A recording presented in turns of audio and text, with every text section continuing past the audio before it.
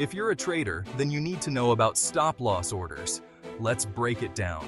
A stop-loss order is like a safety net for your trades. It helps you limit losses by setting a price at which your stock will automatically sell. Imagine you bought a stock at $100.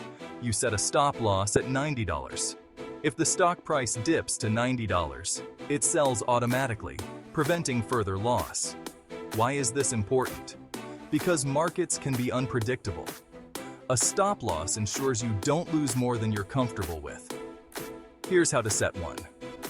On your trading platform, find the option for a stop-loss order.